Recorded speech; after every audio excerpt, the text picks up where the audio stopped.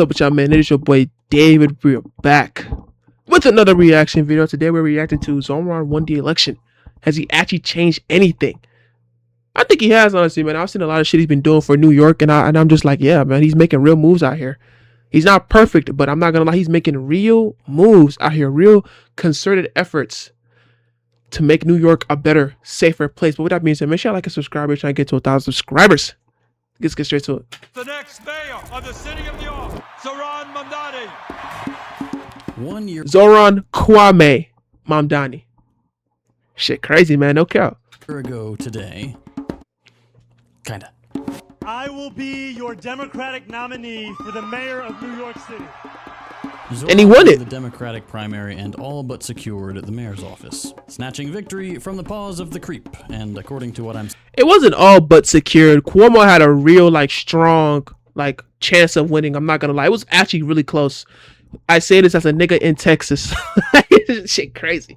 seeing on Facebook, turning the city into a cesspit of commie, Sharia, Bushwick, needle swap. Yeah, no cap, man. They was talking about this nigga gonna turn New York into fucking Afghanistan, straight Sharia law. Everybody has to wear turbans and fucking hijabs, or you're out. Or you're out, or we're gonna fucking whip you with 1,000 lashes or some shit. Woke, blue hair, no cops, pronouns, Hamas, kumbaya, BS. This city belongs to you. Is that And then he said he would arrest Netanyahu if he came to New York. Man, that's some gangsta ass shit, bro. No cap. Ain't nobody ever said no shit like that. That nigga, he is not a bootlicker. He stepped on shit, bro. No bullshit. a good thing? Has Zohran, the more dumb mom dummy, Lenined up the Big Apple and read disgustinged it? In this episode, we decided to find out. Title card. Wait, was I supposed to say that?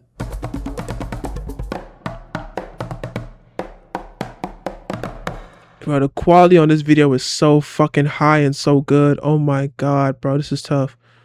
This is fire. This is very good. Alright, quick plug and then we'll get back to it. As always, I want to respect your time, so here's a timestamp to skip ahead if you're not interested or not able to support the channel. Alright, I don't got money. I can't support it. I've been extra. We have already support us financially, and alright, that's it. Back to the video. Let's start with a list. Zohran's achievements in just 6 months in office are incredibly impressive. And at the top, you have to put free universal childcare for thousands of 2-year-olds in New York. Just 8 days into his term, Mamdani secured a $1.2 billion budget to make pre-K free in the city. Free universal childcare. Bro, that is literally so many steps away from free universal healthcare, but so many steps in the right direction. Oh my fucking god. He's the GOAT. And add thousands of new spots. Just that alone, he should run for president. I'm not gonna lie. It would be great to see somebody like this as the president of the United States. He would make so many good decisions, bro. No cap. For kids. Finally giving thousands of New York parents an answer to the question, how can I provide the greatest number of infectious diseases to my child at no cost? Let me tell you, I'm a parent myself, and this is a big deal. For everyone, but especially for those working class parents who can't afford to either take work off or send their kids to private pre-K or move neighborhoods to where seats are available. Not everyone can get help from family, and feeling like your kids are already falling behind at just 2 years old is a horrible thing. This plan eradicates that. Not measles, though. You might have also seen that we're taxing the rich now. In the capital of capital. Man, they taxing them, but they're not even taxing them that crazy for real. But they are taxing them though, which is actually so good. I know, now that money's gonna go to people that actually need it and shit, bro. That's wonderful. No cap. Second homes worth more than $5 million and that sit empty most of the year are now going to be taxed. That'll bring in somewhere in the neighborhood of $500 million. Damn! Damn! Oh my god! That is so much fucking money. Holy shit. You get it? Neighborhood? Which is really good news for a city where rent and property prices just keep going up. There are entire streets filled with empty apartments used by billionaires exclusively as improvised bank deposits. Much in the same way I use my Funkos, we're all just parking our money in a safe investment. At least now there's a public benefit to us doing what we do. Hey. Now, as with most of Mamdani's plans, billionaires went to the press to whine. They said, oh, this is a mistake. People are gonna leave. We don't want to kick out millionaires who spend... Nobody left, by the way. They were just saying that shit. They was fear mongering, but nobody left. Because you gotta think, New York is such a fucking asset to have, like, your assets in. New York is literally damn near... New York has a GDP of like... has a bigger GDP than most countries. The city. Just the city by itself.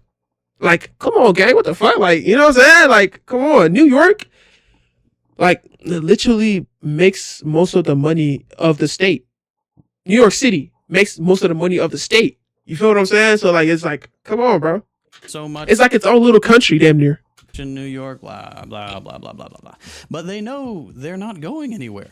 Taxes like these never actually drive out more than a tiny % of ultra-wealthy residents. Study. Like, you think these niggas aren't rich enough to pay slight taxes? Come on, bro. They'll pay a slight tax. They will pay that shit to keep their fucking building, boy. Stop playing. They're gonna pay that to keep their building. And at the end of the day, New York is New York. These guys can't avoid going there once in a while. If they can afford a $5 million apartment they barely use, they can afford this. Exactly. They don't actually have any leverage, and boy, does that feel good. So the city's getting more money coming in, and it's going to allow the mayor's office to do more of what they've already shown they can do well. Things like handling a historic blizzard, putting the screws to land. Oh my god, remember I saw on TikTok he was paying niggas to scoop up snow and shit. That shit was fire. I ain't gonna lie, man. I would have did that. $30 an hour? Wow, I would have did that shit. Oh my god. Lords, filling hundreds of thousands of potholes, getting rid of junk fees on hotels and delivery apps and all this other stuff that this video is just not able to cover because we frankly underestimated how much Mamdani's done when we started this. No cap. And in the future, building more affordable housing, making buses free, and opening public grocery stores. Making buses free is going to be one of the greatest things this dude has ever done. If he steps down from politics after this and just never decides to run ever again, brother, he's going to go down in history as New York's greatest mayor. Like, no cap. Or one of the greatest mayors in America. Or the greatest mayor in America. Stores with the first one already announced for the end of the year. The wheels are already turning, and this is working. Having a socialist mayor is working. Not for nothing, but... It works. Because socialism as a concept works, bro. If you take the money that people have and then invest it back into the people, or money from the ultra wealthy and then invest it back into the people will prosper more. Because at the end of the day, Ronald Reagan is the devil and he is Satan. And every single problem that America has faced and has seen, it is like since his presidency and after is his fault. And one of the main things he did, which is not even one of the main things, one of the slight things he did, but it's still very, very prevalent in today's politics, is fucking trickle-down economics. That shit right there was one of the stupidest fucking things he's ever said in his stupid fucking life. That woman-beating actor should have never even touched the presidency. I say that now. But New Yorkers, by and large, they love the Zoe. I like him. I like his smile. Shout out to my nigga Kwame, man. Y'all call him Zohran, Mamdani. I call him Kwame.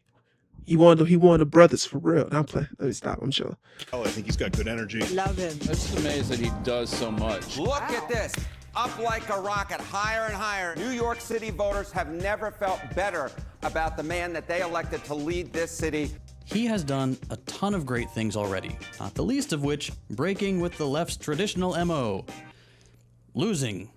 We've gotten so used to election. Yeah, because honestly, somebody has said it best. The Democratic Party is basically a punishment for people who...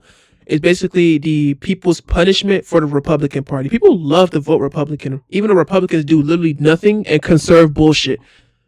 Like, you feel me? So they vote Democrats to show Republicans that, hey, we can replace you. But then they go right back to Republicans anyways. I mean, look at the president. Like, they be flip-flopping. We went from Democrat to Republican to Democrat to Republican. They be flip-flopping because the people don't know what the fuck they want. Actually, they do know what they want.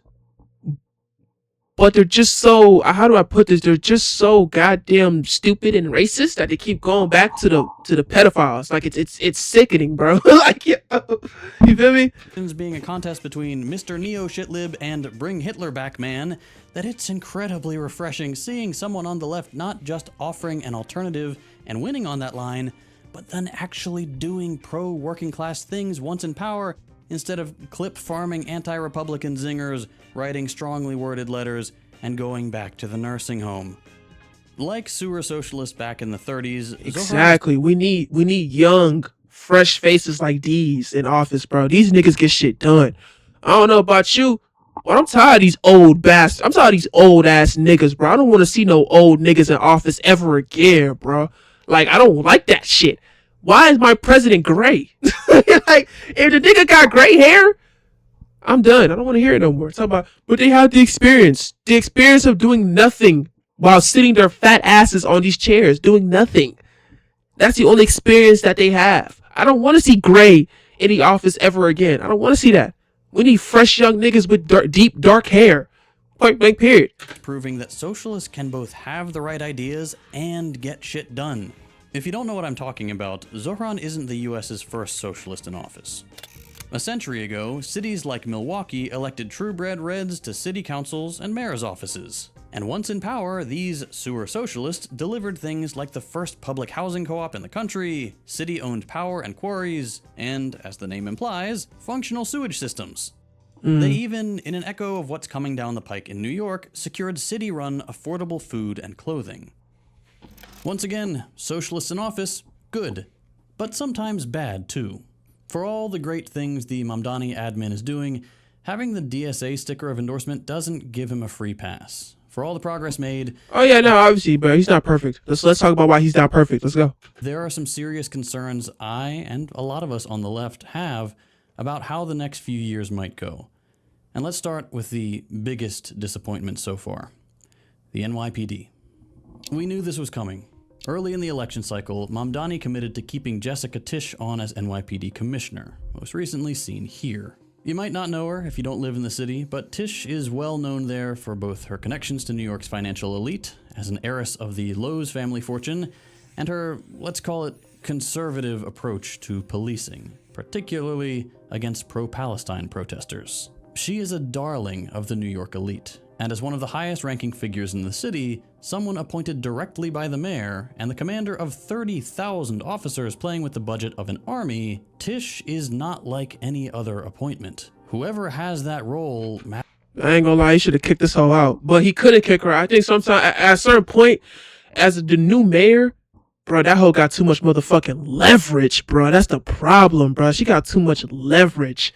So him just kicking her out, ostracizing her, like... You can only do so much, bro. You got low key, bro. You can only do so much before you think you're crazy. matters a lot. That she is such a diametrically opposed figure politically is one thing, but the more important issue is her track record since she's been in charge. Already, we've seen her commitment to so-called quality of life policing. Basically, sending cops to harass people in a sort of dragnet way. The idea... And this is why I hate the police, because they don't actually show up to fix anything. To me, this is why I respect EMTs and firefighters, although firefighters have had a very colored past as sort of kind of slightly racist or pretty racist, but still I respect them more because you know how brave you gotta be to walk into a burning building. A police would never do no shit like that. Them niggas get scared stopping niggas on the street.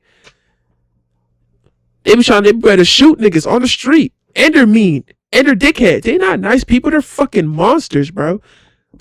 And it's just crazy. They're monsters. It's ridiculous. The idea of QOLP, or CULP as the kids call it, is you bring out the big guns for the little stuff to stop it at the source. Which is stupid.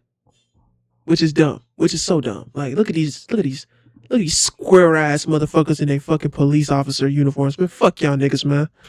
It doesn't sound too unreasonable until you realize it's the same failed idea behind broken windows. It's putting guys with guns in situations where they're gonna escalate things. Exactly. What does this look like in practice? For one, because police are not de-escalationists. They do not have that training. That's not a training that they have. The police do not de-escalate situations. They escalate.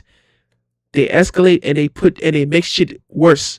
Firefighters and EMTs, their whole job is de-escalation. You feel what I'm saying? Putting out fires. Taking people to the hospital when they're dying. That's de-escalation.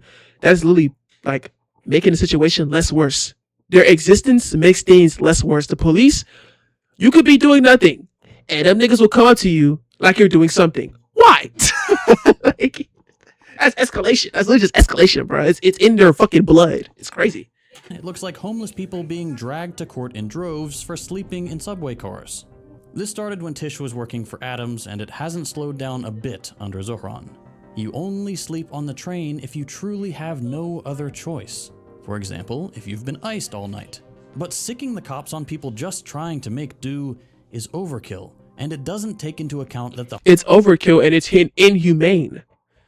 It's hard to get $1 out here, nigga. I'm gonna keep it 100. It's hard to get $1 out here.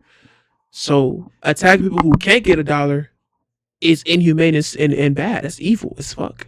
homeless have even less of a choice these days now that the Mamdani admin has, tragically, restarted doing homeless encampment sweeps. And the criminalization of homelessness is just one particularly cruel facet of this problem. The NYPD's also shown it's a problem. And it's crazy. New York get cold, bro. New York gets fucking cold, gang. Like, I've been to New York.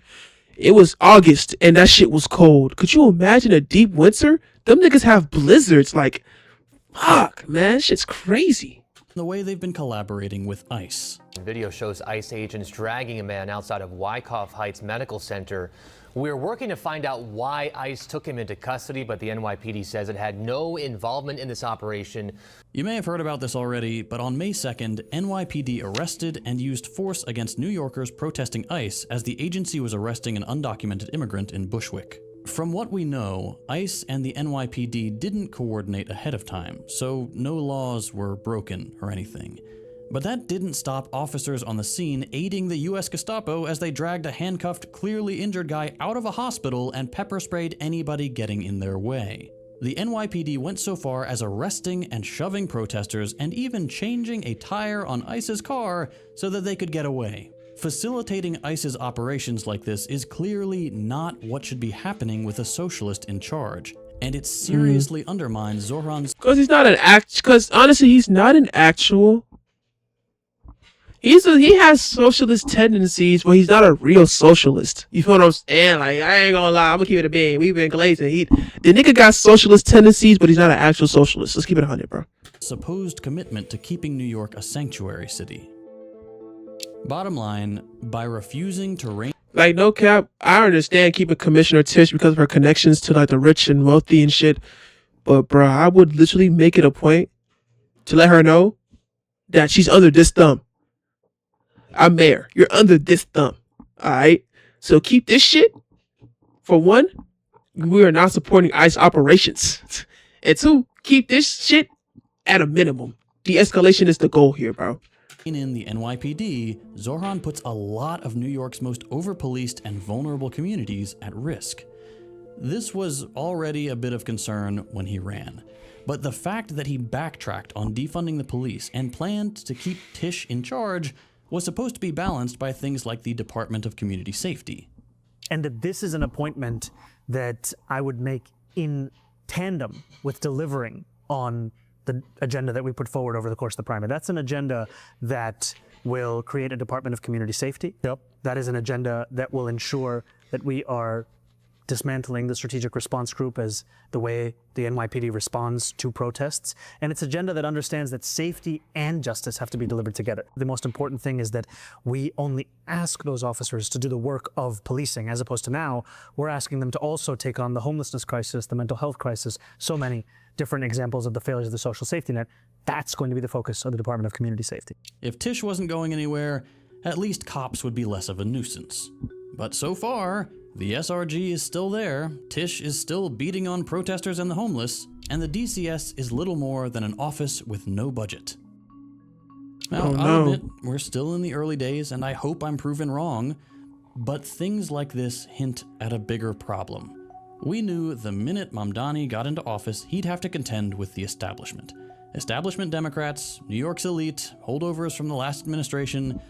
No one expected the mayor of a single city, no matter how committed he was or how big that city is, to deliver a socialist transformation overnight, free of any— It's like, because America is so against it, bro. And it's just in general. Like, America wants to be capitalistic as fuck all the time. They like the idea of free child health care, the idea of free anything for the people, because you have to understand, people are coming from a place of ask not what your government can do for you, but what you can do for your government.